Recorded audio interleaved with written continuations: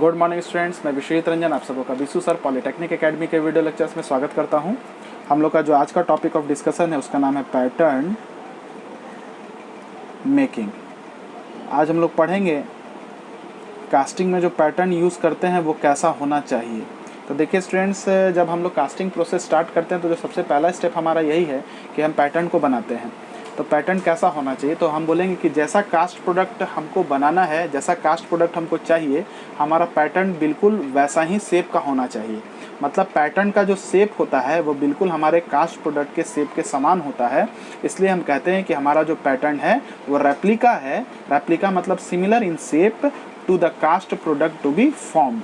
ठीक है स्टूडेंट्स, अब देखिए जब हम लोग पैटर्न बना लिए जिसका शेप बिल्कुल वैसा ही है जैसा कास्ट प्रोडक्ट हमको चाहिए, तब उस पैटर्न से हम लोग क्या करेंगे, अपने मोल्ड के अंदर में, है ना, ये हमारा मोल्ड है, इस मोल्ड के अंदर में उस पैटर्न से हम लोग एक कैविटी को बनाएंगे। क्योंकि ये कैविटी किससे बना, उस पैटर्न से बना जिसका शेप बिल्कुल वैसा ही है जैसा प्रोडक्ट हमको चाहिए। तो ये कैविटी का भी शेप वैसा ही हो गया जैसा प्रोडक्ट हमको चाहिए। अब इस कैविटी में हम क्या करेंगे, मोल्टन मेटल को पोर कर देंगे।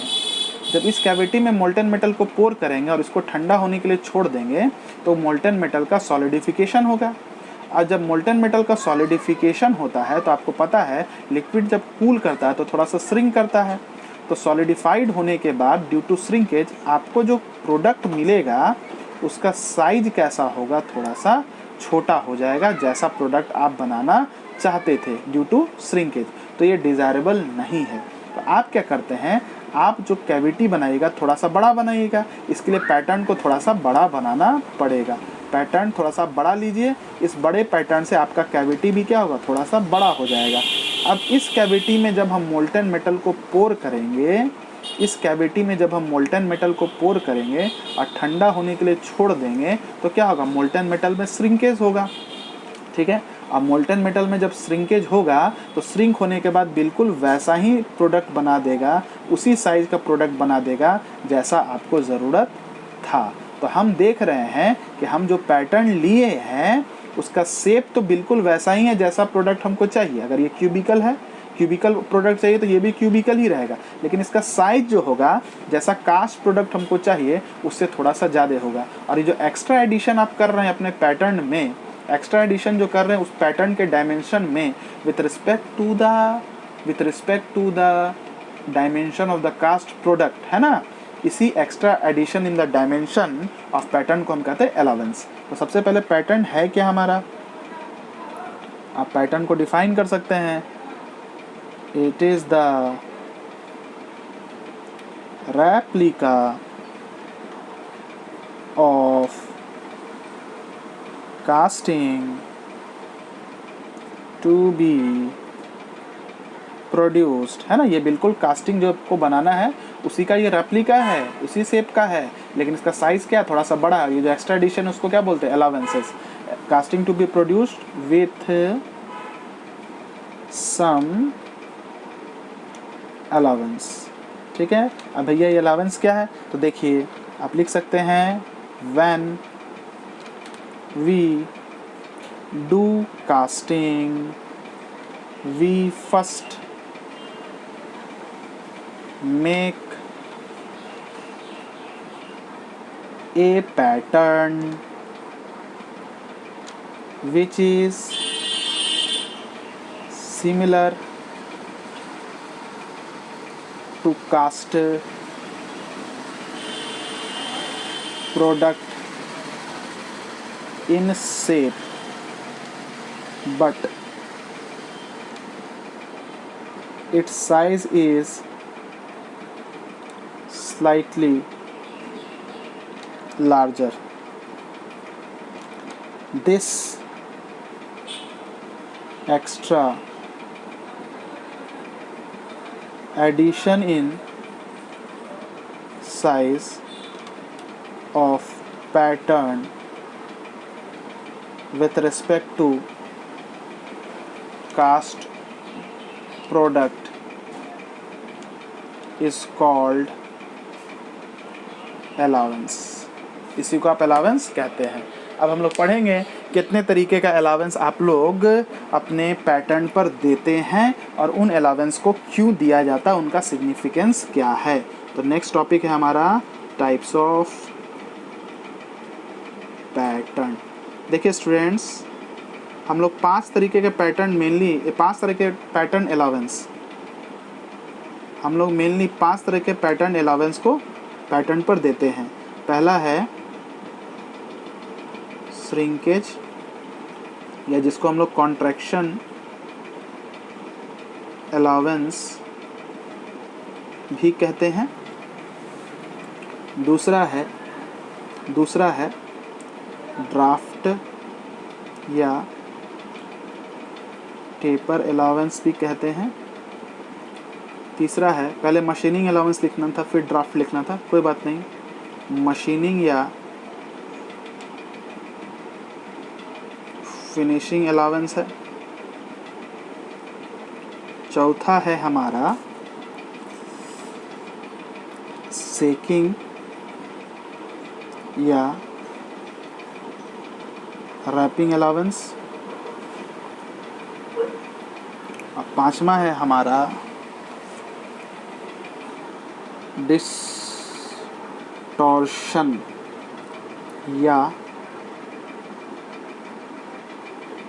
Camber allowance. अब देखिए श्रिंकेज और कॉन्ट्रैक्शन अलावेंस क्या है। इसको पढ़ने से पहले आपको ये समझना पड़ेगा, जब मोल्टन मेटल ठंडा होता है तो इसके फेज में कैसे चेंजेस आते हैं, तब आप श्रिंकेज और कॉन्ट्रैक्शन अलावेंस को समझ सकते हैं। तो देखिए स्टूडेंट्स, मानते हैं कि हम प्योर आयरन पर सॉलिड कास्टिंग कर रहे हैं, तो प्योर आयरन को जब 1539 डिग्री सेल्सियस पर हीट करते हैं तो वो सॉलिड से लिक्विड में ट्रांसफॉर्म होने लगता है। इसीलिए 1539 डिग्री सेल्सियस को मेल्टिंग पॉइंट ऑफ आयरन भी कहते हैं। यहाँ पर मेल्टिंग तो चालू हो गया, लेकिन ये थोड़ा सा और गर्म करेंगे। जैसे मान लीजिए 2500 डिग्री सेल्सियस तक जब हीट किए, तब जाके ये पूरा आयरन मेल्ट करके पूरा आयरन लिक्विफाइड हो गया। तो वो पूरा आयरन कहाँ पर लिक्विफाइड हुआ? 2500 डिग्री सेल्सियस तक, या 2000 पर हो, 2200, जहाँ पर भी हो। तो आप इस आयरन को तब तक हीट कीजिएगा जब तक वो पूरा मेल्ट नहीं हो जाए। जैसे ही आयरन पूरा मेल्ट हो जाएगा, तो मान लीजिए 2500 डिग्री सेल्सियस पर आयरन हमारा पूरा मेल्ट कर गया। अब इस आयरन को हम क्या करेंगे? कैविटी में पोर करेंगे। तो चूंकि 2500 डिग्री सेल्सियस पर आयरन मेल्ट किया, इसलिए 2500 डिग्री सेल्सियस के आयरन को हम क्या किए? अपने कैविटी में पोर किए। इसलिए इस टेम्परेचर को बोलते हैं पोरिंग टेम्परेचर। अब जब सॉलिडिफिकेशन होता है कैविटी के अंदर में, जब आप पोर कर दिए, किसको? कैविटी के अंदर में हम पोर कर दिए 2500 डिग्री सेल्सियस वाले मोल्टन आयरन को। इसके बाद जब ये ठंडा होगा तो कैसे सॉलिडिफिकेशन होगा? जब 2500 डिग्री सेल्सियस ठंडा होगा 1539 पर पहुंचेगा, तब जाके ये मोल्टन आयरन सॉलिड स्टेट में आना शुरू होगा। इसलिए हम कहेंगे 1539 डिग्री सेल्सियस अगर मेल्टिंग पॉइंट है तो ये फ्रीजिंग टेम्परेचर भी है। ठीक है स्टूडेंट्स, अब इसको कब तक ठंडा करना है? तो जब तक ये एम्बिएंट टेम्परेचर के बराबर ना हो जाए। तो ये पोरिंग टेम्परेचर से एम्बिएंट टेम्परेचर तक पहुंचेगा। कौन पहुंचेगा? तो मोल्टन आयरन पहुंचेगा। तो कैसे कैसे उसके फेज में बदलाव आएगा, उसको हम लोग देखने के लिए टेम्परेचर वर्सेस टाइम का एक ग्राफ बनाएंगे। तो सबसे पहला जो टॉपिक है हम लोग का, श्रिंकेज अलावेंस। तो श्रिंकेज अलावेंस को पढ़ने के लिए हम लोग क्या करेंगे? सबसे पहले टेम्परेचर वर्सेस टाइम का एक ग्राफ देखेंगे। देखिए ये मान लीजिए आपका है 2500 डिग्री सेल्सियस, को बोलेंगे पोरिंग टेम्परेचर।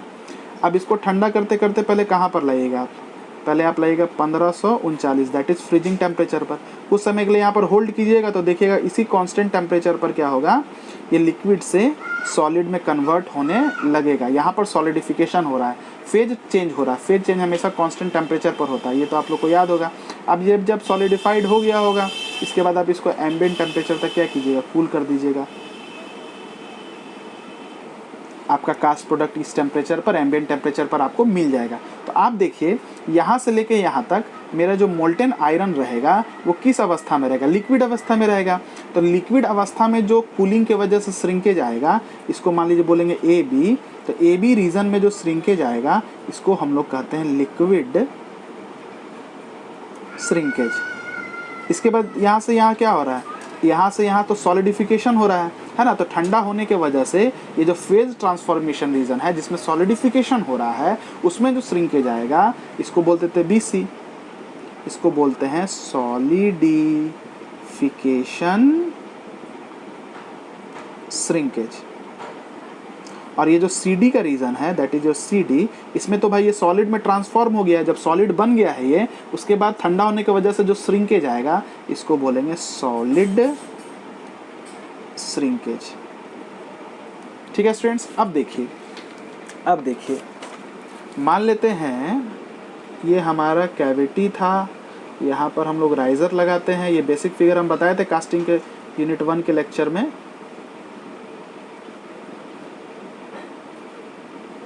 ये पोरिंग बेसिन है, ये पूरा मोल्ड है आपका, ठीक है। तो पोरिंग बेसिन से जब मोल्टेन मेटल को पोर करते थे ये पूरा कैविटी के अंदर में जाता है और ये पूरा राइजर तक यहाँ तक क्या होता है, भर जाता है, ठीक है। देखिए इस यहाँ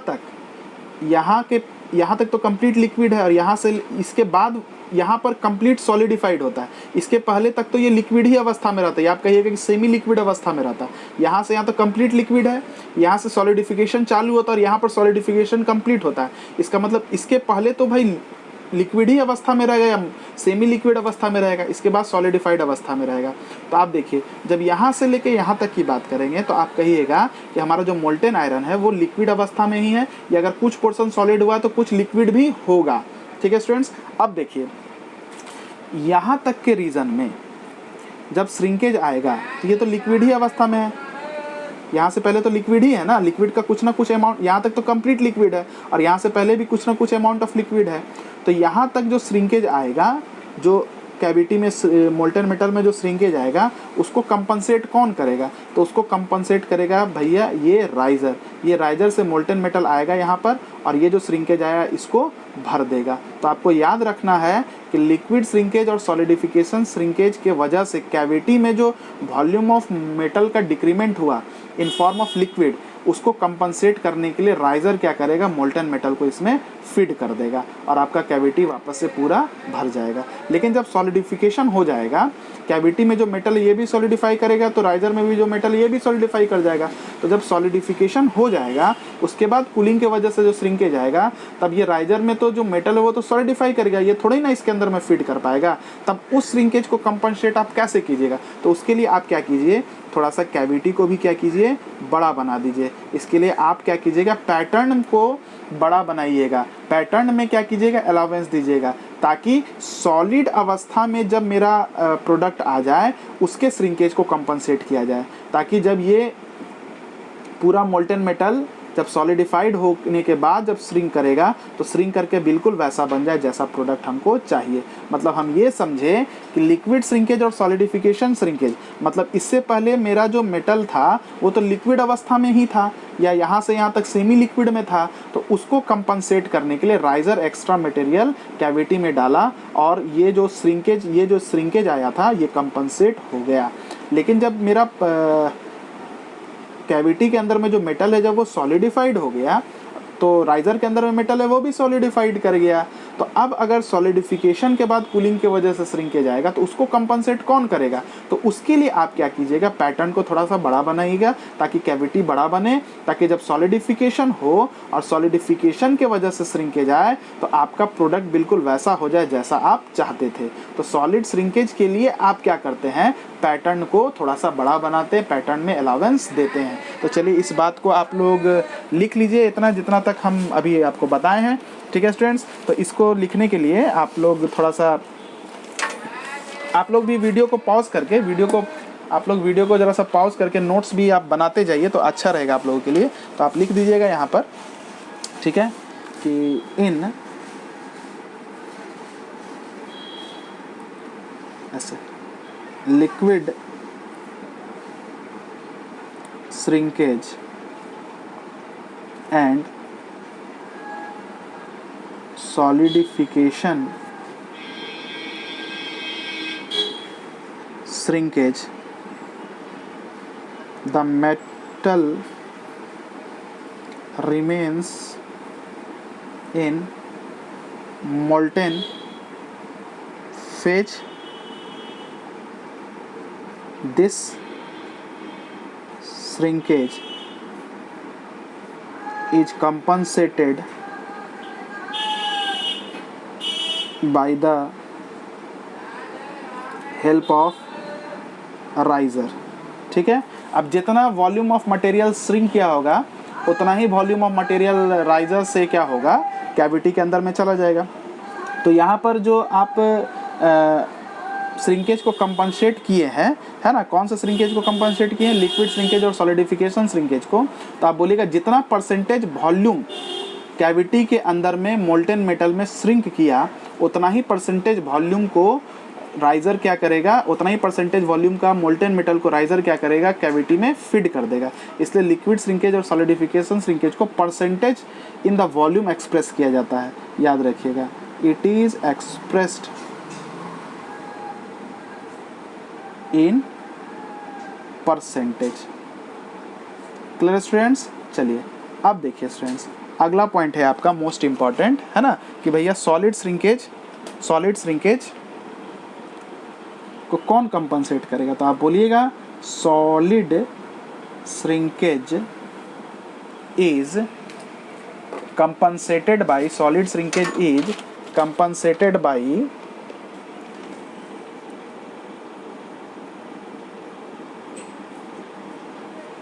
providing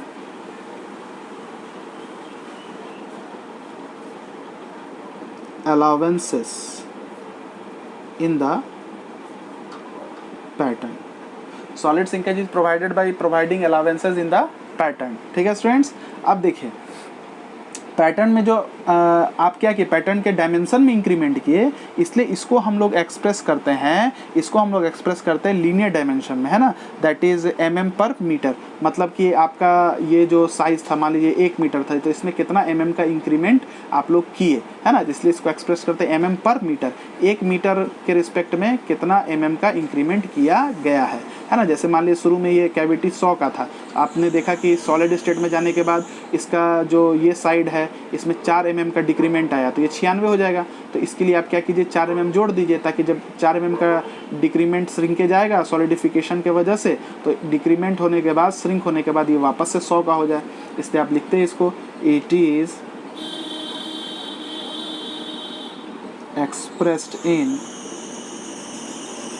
linear dimension that is mm पर मीटर। ठीक है स्टूडेंट्स? अब कुछ मेटल के लिए आपको हम कुछ वैल्यू लिखवा देते हैं, ये ऑब्जेक्टिव्स में पूछता है। जैसे मान लीजिए वाइट मेटल है, तो इसके लिए आप लोग जो देते हैं वो 5 mm पर मीटर देते हैं। ये सारे एक्सपेरिमेंटल वैल्यू आप लोग याद रखिएगा।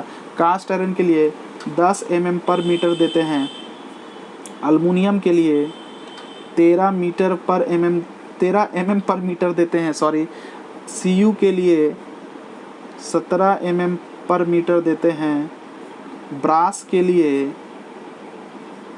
23 mm पर मीटर देते हैं, और स्टील के लिए हम लोग 20 mm पर मीटर देते हैं। ठीक है? अब देखिए स्टूडेंट, जो दूसरा है वो हम लोग पढ़ेंगे मशीनिंग और फिनिशिंग अलाउंसेस। ये बड़ा इम्पॉर्टेंट है, इम्पॉर्टेंट तो क्या सभी है, मशीनिंग या फिनिशिंग अलाउंसेस। देखिए स्टूडेंट, इसको समझना पड़ेगा पहले आप लोगों को, क्या होता है मशीनिंग और फिनिशिंग अलाउंसेस। देखिए ये मान लीजिए हमारा मोल्ड है, कभी कभी कॉपी थोड़ा डिस्प्लेस हो जाएगा तो हम वापस से कर देंगे, ऐसा आप मेरे बात को सुनते रहिएगा अच्छे से।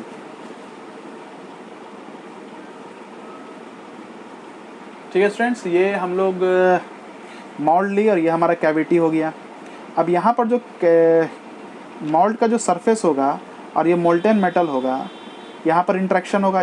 ये मोल्ड का सरफेस है, यहाँ मोल्टेन मेटल है, तो यहाँ पर भी इंट्रैक्शन हुआ। ये भी मोल्ड का सरफेस है, यहाँ मोल्टेन मेटल है, यहाँ भी इंट्रैक्शन हुआ। ये भी मोल्ड का सरफेस है, यहाँ पर मोल्टेन मेटल है, यहाँ पर भी इंट्रैक्शन हुआ। तो अब क्या होता है, आपका जो मोल्ड लिए हैं, हो सकता है सैंड से बना या क्ले से बना, तो अब जो मान लीजिए आपके मोल्ड में जो ग्रेन्स होंगे सैंड के या क्ले के, अगर कोर्सर ग्रेन्स होंगे, अगर कोर्सर ग्रेन्स होंगे, मोटे मोटे ग्रेन्स होंगे, तो क्या होगा, जब सॉलिडिफिकेशन होगा तो जो कैविटी बनेगा, सॉरी जो प्रोडक्ट बनेगा सॉलिडिफिकेशन के बाद, तो यहाँ पर भी छोटा छोटा ऐसा कोर्सर ग्रेन्स के होने की वजह से ऐसा रफ सरफेस क्रिएट हो जाएगा। ठीक है, तो अब इस रफनेस को हटाने के लिए आपको क्या करना पड़ेगा, मशीनिंग देना पड़ेगा।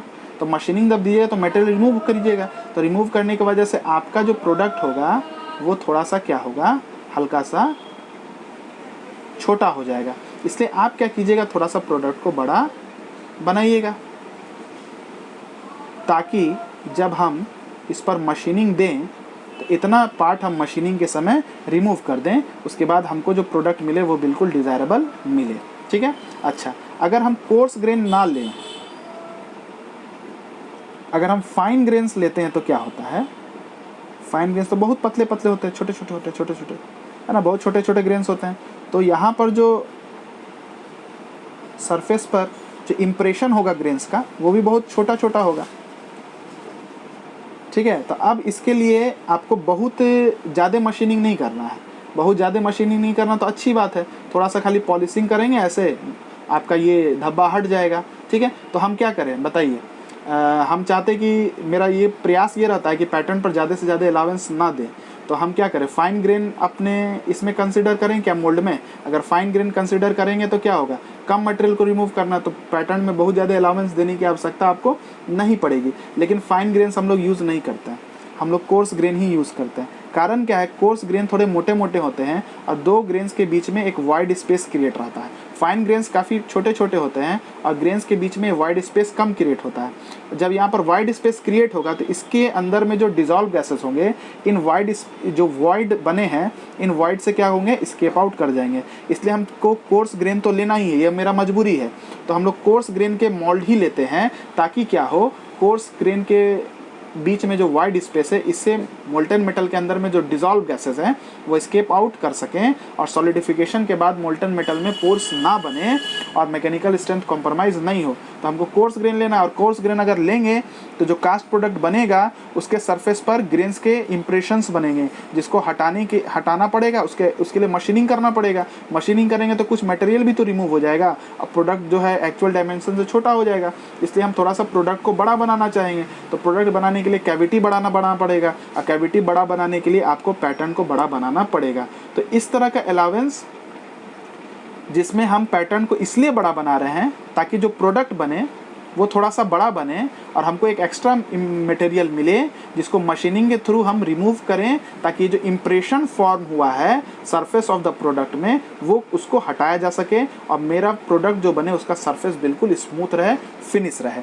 तो इस तरह के अलावेंस को आप बोलते हैं मशीनिंग और फिनिशिंग अलावेंसेस। आई थिंक आपको क्लियर हो गया होगा ये बात। तो अगर क्लियर हो गया तो आपको हम ये लिखा देते हैं। तो सबसे पहले याद रखना स्टूडेंट्स, आप जब मोल्ड लेते हैं उसके ग्रेन्स कोर्स भी हो सकते हैं और ग्रेन्स फाइन भी हो सकते हैं। ठीक है स्टूडेंट्स, लेकिन कोर्स ग्रेन मोर परमेबिलिटी देते हैं, याद रखना है, लेकिन सरफेस फिनिश बड़ा पुअर होता है। Surface finish will be poor. अब फाइन ग्रेन्स क्या होते हैं, लेस परमिएबल होते हैं। सरफेस फिनिश कैसे होते हैं, अच्छे होते हैं, will be fine, will be good. ठीक है, बट लेकिन हम कौन सा ग्रेन लेंगे, but we take coarse grain structure so that permeability is more, ताकि permeability ज़्यादा हो सके, so that permeability is more, hence gases can escape out easily, है ना, but it lower the surface finish। लेकिन वो सरफेस फिनिश को क्या करेंगे, लोअर करेंगे। ठीक है स्टूडेंट्स, याद रहेगा आप लोग को। चलिए, इसलिए हम लोग करते क्या है कि यहाँ पर तो पूरा कोर्स ग्रेन लेते हैं, यहाँ पर तो पूरा कोर्स ग्रेन लेते हैं। ये जो सरफेस जो मोल्टेन मेटल के साथ कांटेक्ट में होगा, इस सरफेस पर थोड़ा सा ये हम लोग जो सैंड लगाएंगे उसको बोलते हैं फेसिंग सैंड। फेसिंग सैंड थोड़े से फाइन ग्रेन्स के होते हैं, लेकिन यहाँ पर जो सैंड्स लेते हैं वो कोर्स ग्रेन्स होते हैं, जिसको हम लोग बोलते हैं बेकिंग सैंड। तो याद रखना, माउल्ड में जो सैंड लेंगे उनके ग्रेन्स कोर्स होते हैं, और ऐसे सैंड को बोलते हैं बेकिंग सैंड। और जो मोल्ड में जो सैंड होंगे जो मोल्टेन मेटल के साथ कांटेक्ट करेंगे, उनके सरफेस को हम लोग बनाते हैं फेसिंग सैंड से, जिनके ग्रेन्स फाइन होते हैं। इसको याद रखिएगा आप लोग स्टूडेंट्स। चलिए अब देखिए,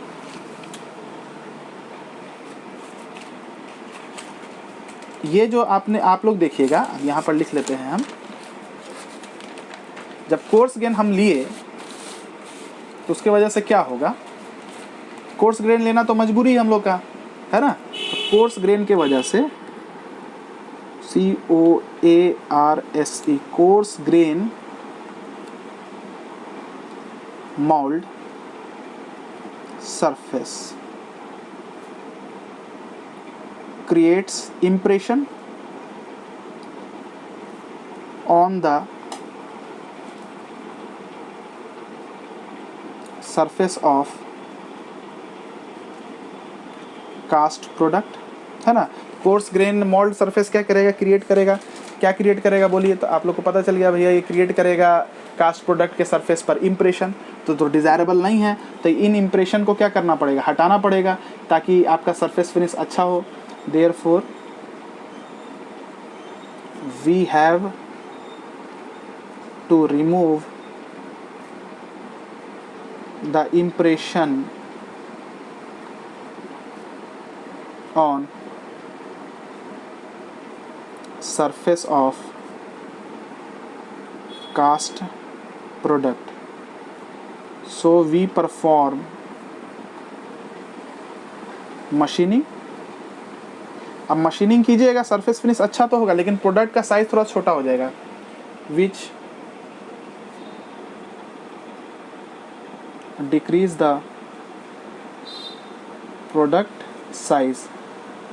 तो इसके लिए हम क्या करेंगे, पैटर्न को थोड़ा सा बड़ा बनाएंगे, ताकि प्रोडक्ट भी थोड़ा सा बड़ा बने, ताकि जब मशीनिंग करे तो प्रोडक्ट जब छोटा हो तो छोटा होकर डिज़ायरेबल साइज का हो जाए। Which decrease the size of product to compensate this decrement, to compensate this decrement, we give allowance to pattern known as machining allowance। इसी को हम लोग बोलते हैं मशीनिंग अलाउंस। यहाँ तक बात आप लोगों को समझ में आ गई है स्टूडेंट्स।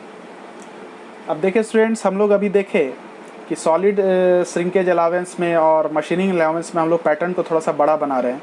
तो अगर पैटर्न में एक्स्ट्रा डायमेंशन को ऐड किया जा रहा है तो ऐसे अलाउंस को कहते हैं पॉजिटिव अलाउंस। तो याद रखना है, यहाँ पर वहीं पर लिख लेना था आपको, solid shrinkage allowance and machining allowance are called positive allowance, क्योंकि पैटर्न में आप एक्स्ट्रा डायमेंशन को ऐड कर रहे हैं। अब जो हमारा टॉपिक ऑफ डिस्कशन है उसको बोलेंगे हम लोग सेकिंग और रैपिंग अलाउंस। देखिए सेकिंग और रैपिंग अलाउंस क्या होता है। सेकिंग या wrapping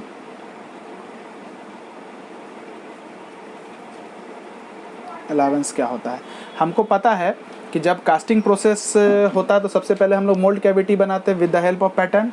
when we remove the pattern, जब हम पैटर्न को मोल्ड से निकालते हैं तो हमको पता है कि मोल्ड का जो सरफेस है ना, जो पैटर्न के साथ जुड़ा हुआ होगा, तो मोल्ड का सरफेस पर जो सैंड या क्ले के जो भी पार्टिकल्स होंगे, है ना, वो आपके पैटर्न के साथ बिल्कुल क्या होंगे, चिपक जाएंगे एडेसिव प्रॉपर्टी की वजह से। तो जैसे ही आप पैटर्न को निकालेंगे तो मोल्ड के सरफेस पर मोल्ड का सरफेस का जो मटेरियल पैटर्न के साथ कांटेक्ट में होगा वो भी बाहर निकल जाएंगे पैटर्न के साथ, जिसके वजह से कैविटी क्या होगा, थोड़ा सा बड़ा बन जाएगा।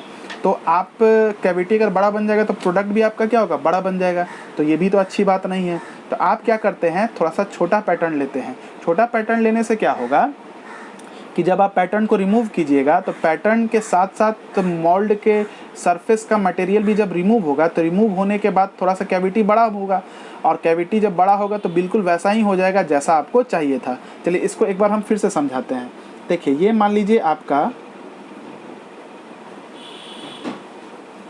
मोल्ड है, तो आपने यहाँ पर भाई पैटर्न लगा दिया। ये आपका ड्रॉ स्पाइक है जिससे आप पैटर्न को खींचिएगा बाहर। तो मोल्ड का ये जो सरफेस है, मोल्ड का ये जो सरफेस है, आप देख रहे हैं ना यहाँ पर, मोल्ड का ये सरफेस पर जो मटेरियल होगा, मोल्ड के ये सरफेस पर जो मटेरियल होगा वो तो भैया इस पैटर्न के साथ कांटेक्ट में आ गया। तो एडेसिव फोर्स के वजह से ये मोल्ड के सरफेस का मटेरियल इस पैटर्न के साथ चिपक जाएगा। एडेसिव फोर्स के वजह से मोल्ड का ये मटेरियल इस पैटर्न के सरफेस पर चिपक जाएगा। तो जब हम पैटर्न को निकालेंगे तो हो सकता है कि थोड़ा सा मटेरियल भी जो है यहाँ से निकल जाए। तो आपका कैविटी क्या होगा, इनलार्ज हो गया। तो कैविटी इनलार्ज हो गया तो ये तो अच्छी बात नहीं है। तो आप क्या कीजिएगा, आप क्या कीजिए, आपको इतना का कैविटी चाहिए था, आपको इतना कैविटी चाहिए ना, तो आप पैटर्न को थोड़ा सा छोटा बनाइए। पैटर्न को अगर हम छोटा बनाएंगे तो क्या होगा, देखिए पैटर्न को अगर हम छोटा बना देंगे तो क्या होगा, जब पैटर्न को आप रिमूव कीजिएगा, पैटर्न को निकालिएगा तो ये मटेरियल भी निकलेगा, और ये मटेरियल निकलेगा तो कैविटी थोड़ा सा बड़ा होके बिल्कुल वैसा हो जाएगा जैसा आपको चाहिए था। ठीक है, तो यहाँ पर हम लोग देख रहे हैं कि पैटर्न थोड़ा सा छोटा ले रहे हैं, पैटर्न थोड़ा सा हम लोग छोटा ले रहे हैं, है ना स्टूडेंट्स। तो यहाँ पर पैटर्न के डायमेंशन में हमने कमी किया, तो इसलिए सेकिंग और रैपिंग अलाउंस को हम लोग निगेटिव अलाउंस भी कहते हैं। तो आप इस बात को लिख लीजिए, as we know that when casting process takes place, we first create mold cavity with pattern। ठीक है स्टूडेंट्स, चलिए अब देखिए, when we remove pattern from mold cavity, some mold material which is in contact with pattern also gets removed due to adhesive property which is not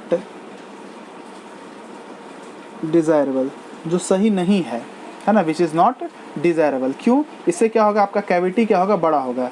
as it enlarge the cavity, इसलिए हम pattern के size को क्या करेंगे, छोटा करेंगे। ठीक है, इसलिए हम क्या करेंगे, पैटर्न के साइज को छोटा कर देंगे। लिखिएगा, so we decrease the size of pattern, so we decrease the size of pattern so that when it is removed from mold cavity,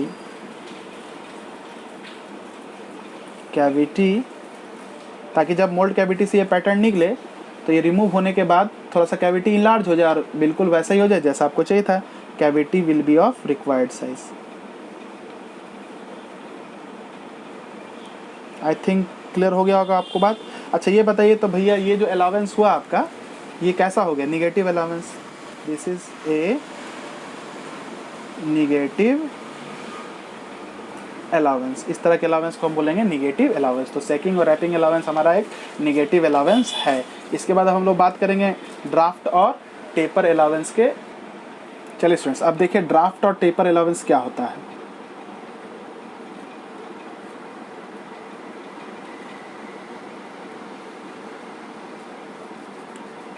देखिए, अगर आपको पैटर्न को आसानी से मोल्ड से निकालना है तो आप ये चाहते हैं कि जो पैटर्न का सरफेस है और मोल्ड मटेरियल जो पैटर्न के सरफेस के साथ कांटेक्ट में है, इनके बीच मिनिमम कांटेक्ट हो। मतलब देखिए, कहने का अर्थ क्या है कि मान लीजिए ये आपका मोल्ड हो गया, ये आपका, ऐसे देखिए, इसको छोड़ दीजिए,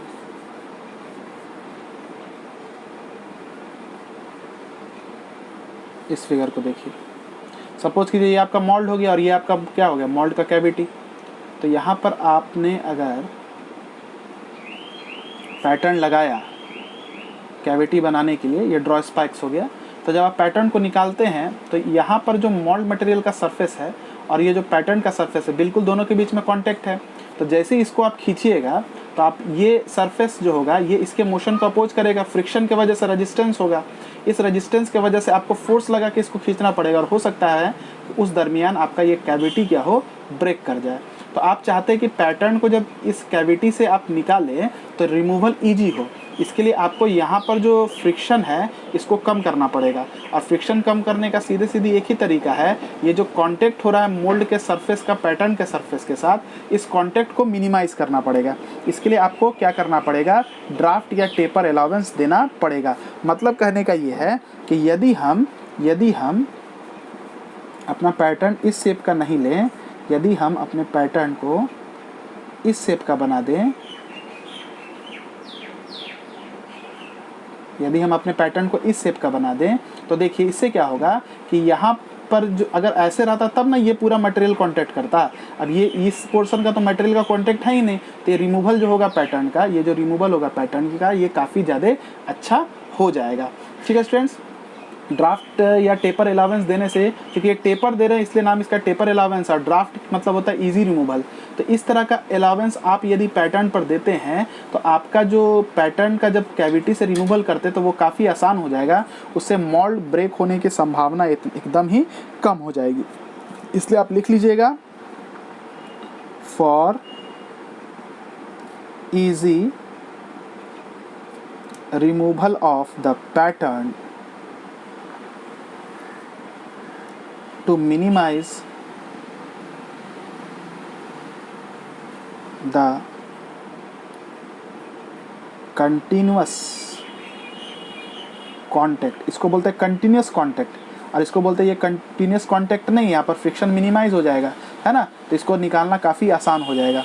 to minimise the continuous contact between pattern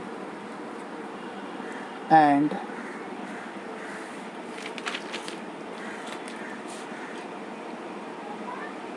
mold surface,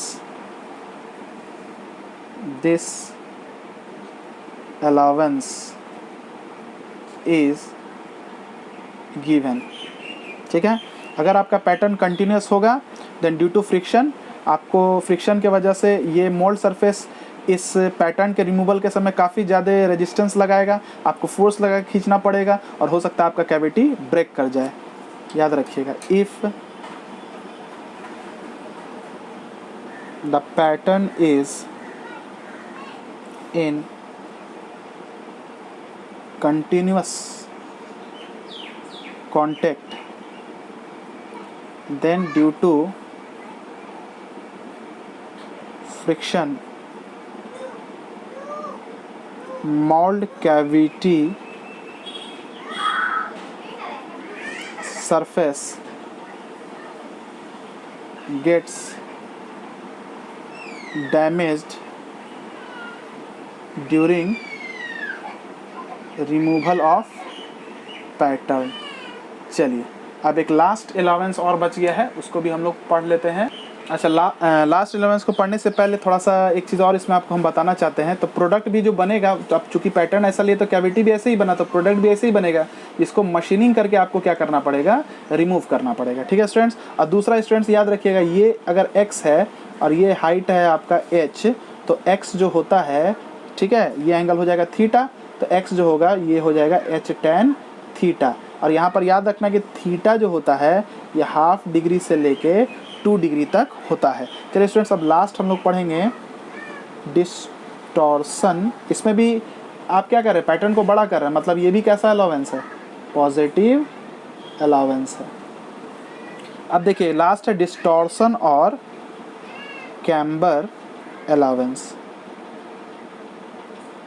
देखिए कुछ शेप ऐसे होते हैं जैसे एल शेप हो गए, यू शेप हो गए, टी शेप हो गए, है ना। उस तरह के शेप ऑफ कास्ट प्रोडक्ट को बनाने के लिए आपको पैटर्न में डिस्टॉर्शन और कैम्बर अलाउंस देना पड़ता है। ठीक है, जैसे देखिए मान लीजिए एक एग्जांपल दे रहे हैं हम आपको। पहले ये मान लीजिए आपको एल शेप का कास्टिंग करना है, ठीक है। तो आप यहाँ पर देखिए स्टूडेंट्स, इसका लेंथ हो गया मान लीजिए L1, इसका लेंथ हो गया मान लीजिए L2, ठीक है, या इसका लेंथ मान लीजिए हो गया, इस दोनों को कंपेयर करते तो ये मान लीजिए हो L1 और ये हो गया L2। ठीक है स्टूडेंट्स, तो हम देख रहे हैं कि यहाँ लेंथ L1 है, यहाँ पर यहाँ पर लेंथ L1 है, इस स्ट्रिप का लेंथ L2 है, यहाँ पर लेंथ L1 और यहाँ पर लेंथ L2 है। आपको पता ही है कि जब मोल्टेन मेटल को पोर करते हैं तो उस समय टेम्परेचर पोरिंग रहता है, और जब ठंडा होता है तो भाई एम्बिएंट टेम्परेचर पर आता है। तो चेंज इन टेम्परेचर के वजह से क्या होगा, चेंज इन लेंथ भी होगा। तो शुरू में अगर आपका जो कास्टिंग जो मोल्ड कैविटी बना वो तो एल शेप का आप लिए थे, लेकिन जब सॉलिडिफिकेशन होगा तो क्या होगा बताइए, लेंथ में कुछ चेंज भी तो आएगा, है ना। क्यों चेंज आएगा, क्योंकि आप लोग पढ़े होंगे मॉस में टेम्परेचर के वजह से भी स्ट्रेस स्ट्रेन डेवलप करता है। और change in length due to temperature difference क्या पढ़े थे, चेंज इन लेंथ, थोड़ा पेशेंसली सुनिएगा, ड्यू टू टेम्परेचर डिफरेंस, क्योंकि लेक्चर थोड़ा सा लंबा हो गया है लेकिन ख़त्म भी करना है इसको आप। तो आप पढ़े होंगे डेल्टा एल बराबर अल्फ़ा एल डेल्टा टी, है ना। पोर किए थे पोरिंग टेम्परेचर पर और एम्बिएंट टेम्परेचर तक, है ना। सॉलिडिफिकेशन होने के बाद एम्बिएंट टेम्परेचर तक आपका मेटल आ गया था। तो चेंज इन लेंथ कितना होना चाहिए, तो L2 में भी चेंज इन लेंथ होगा अल्फ़ा L2 डेल्टा टी, और L1 में भी चेंज इन लेंथ होगा अल्फ़ा L1 डेल्टा टी। और चूंकि L2 जो है वो बड़ा है L1 के रिस्पेक्ट में, तो आप कहिएगा delta L2 is greater than delta L1, मतलब चेंज इन लेंथ L2 में ज़्यादा आ रहा है as compare to L1। Change in length जब ज़्यादा आ रहा है L2 में एज़ कम्पेयर टू L1, इसका मतलब इसमें स्ट्रेन ज़्यादा इसके रिस्पेक्ट में, और जब इसमें स्ट्रेन ज़्यादा तो इसमें स्ट्रेस भी ज़्यादा होगा इसके रिस्पेक्ट में, है ना। उसी तरह से इसमें चेंज इन लेंथ कम आएगा, इसमें चेंज इन लेंथ ज़्यादा आएगा, इसमें चेंज इन लेंथ ज़्यादा आएगा, इसका मतलब इसमें स्ट्रेन ज़्यादा आएगा तो इसमें स्ट्रेस ज़्यादा आएगा इसके रिस्पेक्ट में, है ना। तो आप देखिएगा क्या होगा कि आपका स्ट्रेस के वजह से ये जो होगा,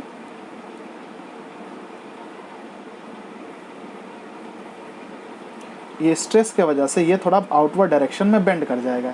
तो इस बेंडिंग को रोकने के लिए आप क्या कीजिए, आप अपने पैटर्न को थोड़ा सा ऐसा बनाइए ताकि जब ये आउटवर्ड डायरेक्शन में बेंड हो तो उसके बाद आपको बिल्कुल प्रोडक्ट ऐसा मिल जाए। तो आप लोग देख रहे हैं इतना नहीं बेंड करते हैं, ये काफ़ी ज़्यादा दिखा है आपको समझाने के लिए, थोड़ा सा स्लाइटली बेंडिंग होता है, ठीक है। तो आप ये देखिए यहाँ पर पैटर्न के साइज़ में कोई भी इंक्रीमेंट नहीं हो रहा है, उसके ज्योमेट्री को थोड़ा सा खाली बदला जा रहा है। इसलिए इस तरह के अलाउंस को पैटर्न पर तो देते हैं, लेकिन ये जीरो अलाउंस कहलाता है क्योंकि पैटर्न में यहाँ पर किसी तरह का अलाउंस नहीं हो रहा है। तो आप लिखिएगा delta L2 greater than delta L1, इसका मतलब स्ट्रेस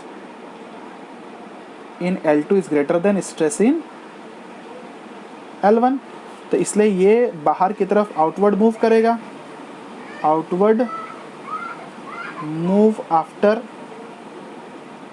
सॉलिडिफिकेशन, है ना। Cast product